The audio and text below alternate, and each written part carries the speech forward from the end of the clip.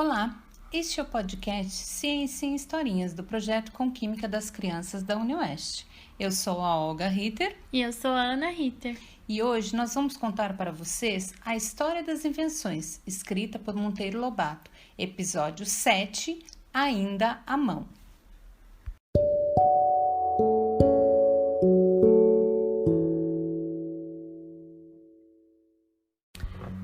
Logo que todos se reuniram ao redor de Dona Benta, Narizinho falou: Tive um sonho horrível. Sonhei com uma infinidade de forcas, com cadáveres pendurados, que o vento balançava. E eu sonhei com Tamerlão, aquele terrível conquistador tártaro. Dona Benta riu-se. Você, minha filha, sonhou com a justiça humana. E Pedrinho sonhou com um herói na forma em que a humanidade mais o venera e admira. Os cadáveres pendurados das forcas eram de pobres degenerados que, pelo impulso irresistível da sua degenerência, furtaram ou mataram. Se tivessem saqueado um país inteiro e matado milhões de criaturas, em vez de estarem nas forcas, estariam na glória, babosamente admirados pelo mundo. Mas deixemos de lado as filosofias tristes. Continuemos a ver o que tem saído da mão do homem. Já observei que uma das primeiras artes que a mão aprendeu foi esmagar coisas com auxílio de pedras, pois disto vieram grandes desenvolvimentos. A vida do bicho-homem naqueles tempos era muito incerta. O fato de viver da caça punha-o na dependência dos animais existentes numa certa zona. Se os animais escasseavam, sobrevinha a fome. E muitos homens morriam. Daí o hábito do nomadismo, isto é, de andarem sempre mudando de região para região. Mudavam de região arrastados pela necessidade de encontrar caça mais fácil. Mas aquele muda-muda tinha graves inconvenientes. Os peludos não só esbarravam muitas vezes nos inimigos novos, como ainda não podiam possuir nada, nem cabanas, utensílios, comodidades. Nas mudanças, só levavam o estritamente indispensável, abandonando muita coisa já produzida pelo trabalho. Se encontrasse um meio de alimentação que substituísse a caça... Entre as plantas, eles já haviam descoberto várias que produziam sementes alimentícias. Isso, porém, não bastava. As sementes vinham uma vez por ano, e só nos lugares onde tais plantas cresciam, a lei da natureza. Um peludo, talvez uma mulher, teve a lembrança de enterrar um punhado desses grãos, e daí a agricultura surgiu. A agricultura é isso, plantar num certo ponto certas plantas. O novo sistema veio melhorar grandemente as condições de vida dos peludos. Colhiam grãos em abundância e guardavam-nos. Quando a caça se tornava rara, já não eram obrigados a morrer de fome ou emigrar. Mas os grãos vegetais colhidos eram duros. Se os quebrassem, podiam comê-lo com muita facilidade, e começou a moda de quebrar os grãos em pedacinhos. Para isso, colocavam os grãos sobre uma pedra e batiam em cima com outra. Devia espirrar grãos de todos os lados. Sim, e semelhante inconveniente levou o homem a escolher pedras côncavas, e para bater o grão, escolheu pedras convexas. Nasceu daí o pilão, essa grande coisa, pois foi invento que contribuiu muito para melhorar as condições de vida dos peludos.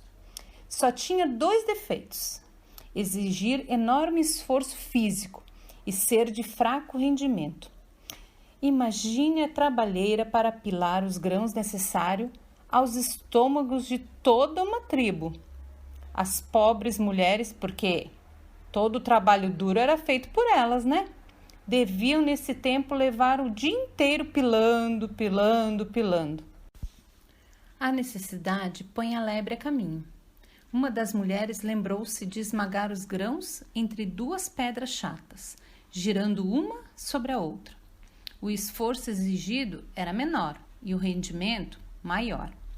Dessa ideia genial nasceu um moinho, que ainda hoje usamos. Mas os moinhos de hoje são movidos à água. Perfeitamente. Podem ser movidos por meio da água, da eletricidade, do vento ou dos animais. O princípio, entretanto, é o mesmo.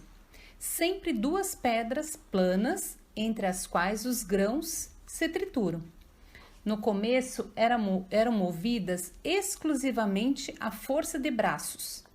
Ainda no tempo dos romanos, a moda consistia em escravizar homens na guerra para pô-los o dia inteiro movendo as pedras dos moinhos. Por fim, mesmo lá entre os romanos, nasceu a ideia de aproveitar a força da água para substituir o músculo dos escravos. Esse imenso progresso permitiu que o moinho de água se espalhasse pelo mundo inteiro. Possuía um defeito: só ser possível nas terras montanhosas, onde as águas têm sempre queda. Nas planícies não podia ser usado. Mas como fazer? Surgiu a ideia de aproveitar outra força da natureza, o vento, e o moinho de vento apareceu. Aquele que Dom Quixote tomou por um gigante? Esse mesmo, armado de grandes asas como as ventoinhas, trabalhava de graça, silenciosamente, sempre que havia vento, prestando serviços inestimáveis. O moinho de água, entretanto, é o preferido, porque não falha nunca, não para. O do vento está sujeito a paradas por ocasião das calmarias. Mas a água também para. No Ceará, a água acaba durante as secas. Em alguns pontos do mundo isso acontece, mas no geral as águas correm sempre, sempre, sempre.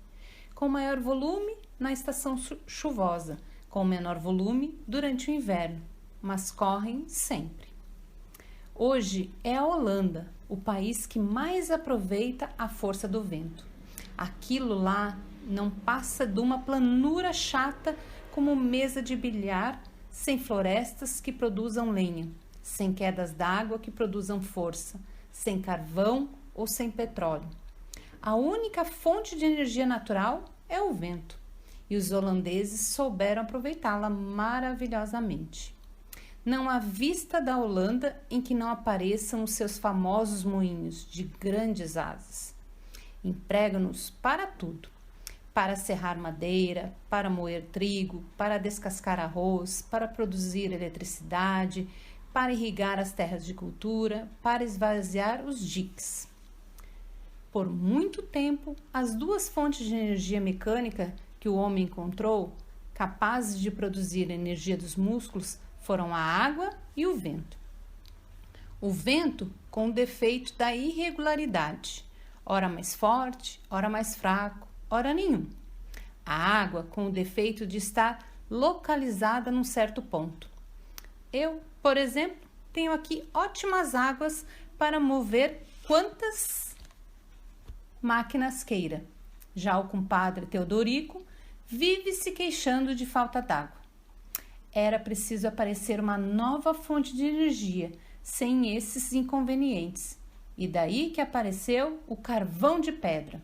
Por que dizem carvão de pedra? É de pedra mesmo? Não, apenas madeira fóssil. Isto é, que ficou soterrada por muitos e muitos milhões de anos. Dizemos de pedra porque tem a aparência da pedra e também para distingui-lo do carvão de madeira. Em muitos pontos do globo, esse carvão mostrava-se em veios à flor da terra. Os romanos deram-lhe o nome de carbo, donde vieram as palavras carbono e carvão. Já os gregos chamaram-lhe de anthrax, de onde veio a palavra antracite, que designa uma qualidade de carvão.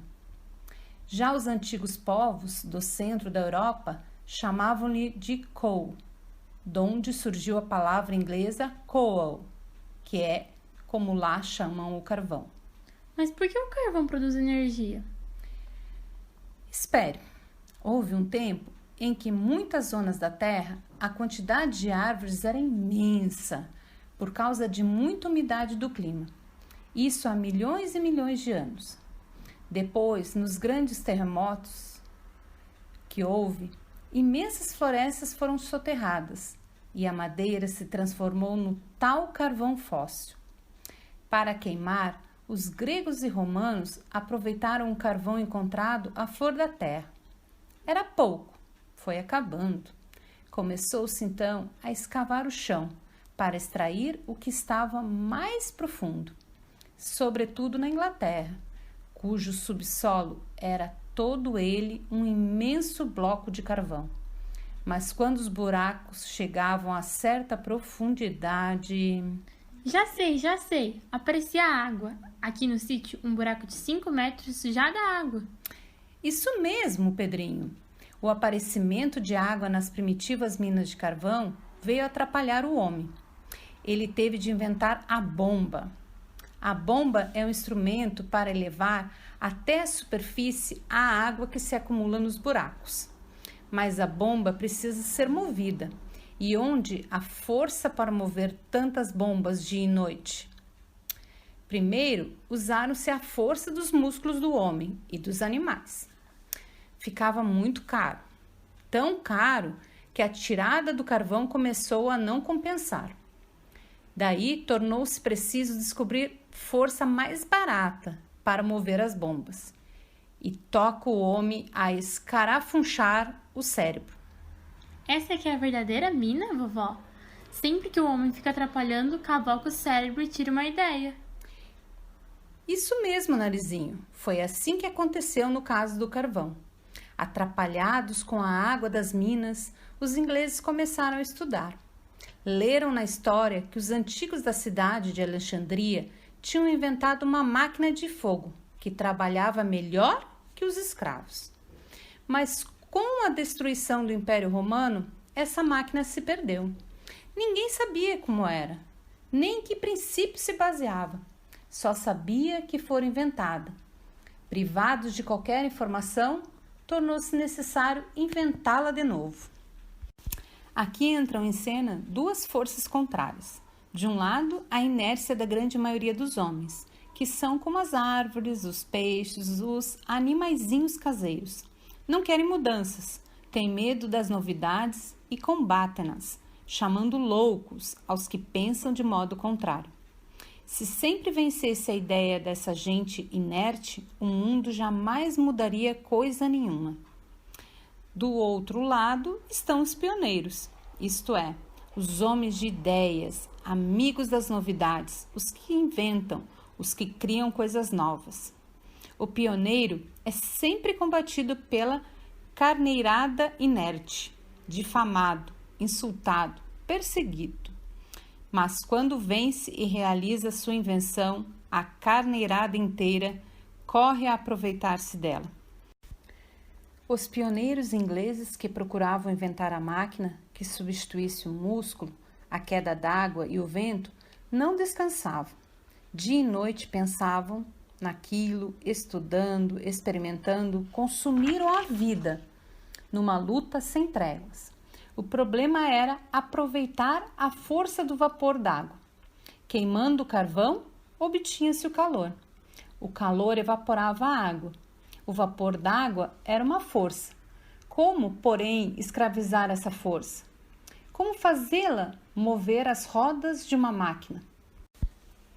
Entre os numerosos pioneiros empenhados nisso, houve um que venceu, James Watt. Inventou um sistema de pistões que iam e vinham, movidos pelo vapor. E nesse ir e vir, movimentava-se uma roda. Pronto, estava criada a máquina a vapor, que iria revolucionar o mundo, libertando o pobre músculo do homem e dos animais de certos trabalhos pesadíssimos. Já as bombas de esgotar a água das minas podiam trabalhar dia e noite, a um custo baratíssimo. O calor necessário para produzir o vapor dessas bombas era produzido pelo próprio carvão das minas. O problema ficou maravilhosamente bem solucionado. Surgiu então a Grande Inglaterra, o país da máquina a vapor. Como possuísse ferro e carvão em abundância, construiu máquinas inúmeras para tudo. navios, locomotivas, locomóveis, tecedeiras, teares. E em poucos anos tornou-se a rainha dos mares e das terras. O imenso Império Britânico, que tem hoje mais de 500 milhões de habitantes, foi formado à custa do ferro e do carvão, que eram transformados em máquinas e energia. Mas o carvão logo começou a mostrar os seus inconvenientes. Muito sujo, borrava de preto a paisagem, encardia os homens, negrejava as casas. Não há nada mais triste que uma região mineira, isto é, uma região onde o principal trabalho dos homens consiste em extrair carvão do fundo da terra. Além disso, como o carvão fosse ficando cada vez mais fundo, os operários das minas iam se degradando. Já não eram homens, eram minhocas de pernas. Sua vida tornava-se uma noite permanente. Subiam à superfície à noitinha e na manhã seguinte desciam antes do romper do sol. Não viam mais sol, não tomavam sol. Começaram a virar topeiras. Mas o que são topeiras, vovó? Narizinho, topeiras são animais que passam boa parte do tempo embaixo da terra, cavando túneis. Bom, além desses, ainda havia outros inconvenientes do carvão.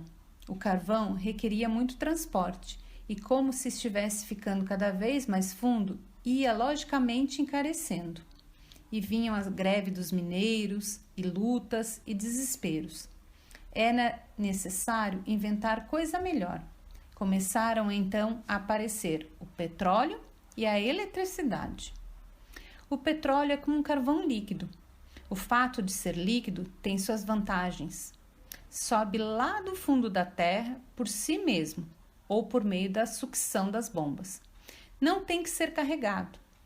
Depois de chegar à superfície, ele segue por dentro de canos para as refinarias, como se fosse água.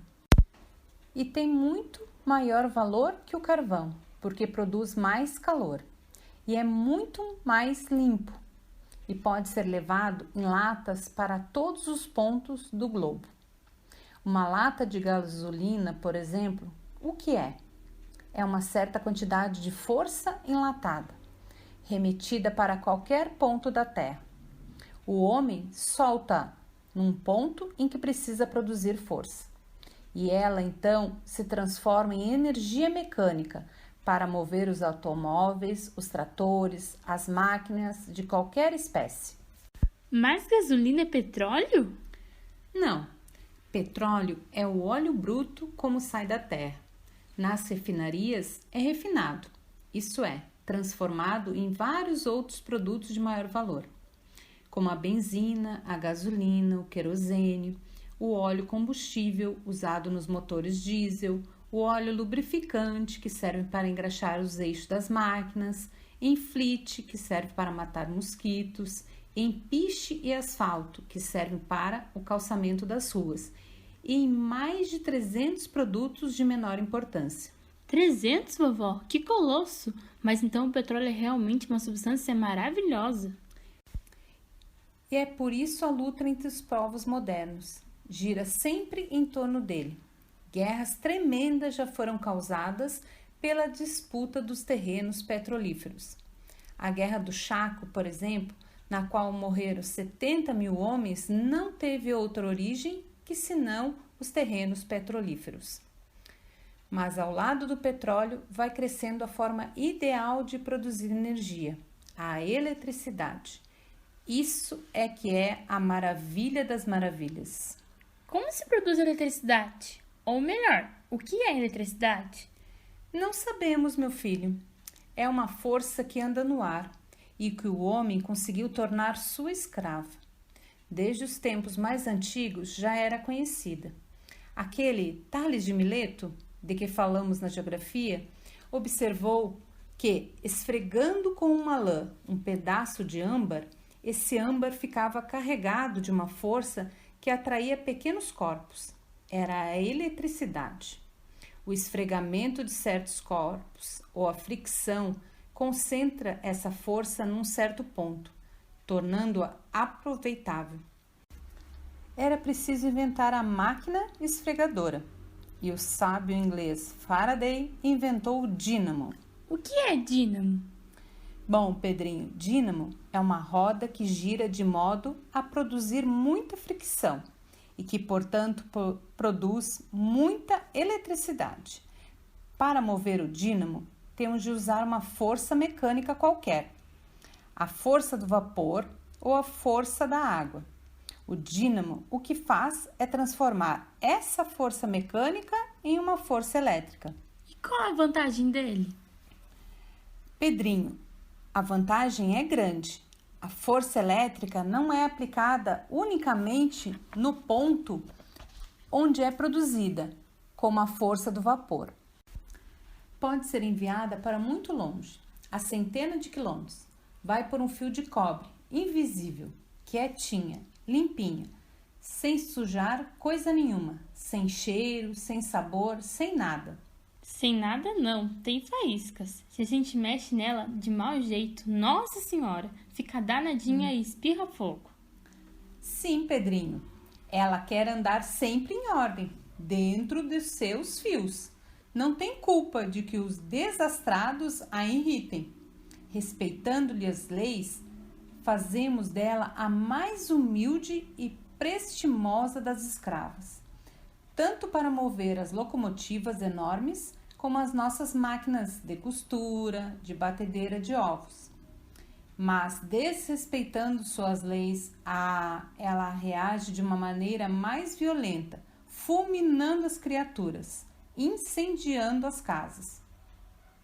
Nesse ponto, Dona Benta foi interrompida pela entrada de tia Anastácia. Que isso hoje? 9h30 já, e tudo ainda acordado, a conversar bobagens. Dona Benta olhou para o relógio, era de fato 9h30. Você tem razão, Anastácia. Para a cama todos, amanhã acabaremos com a mão do homem.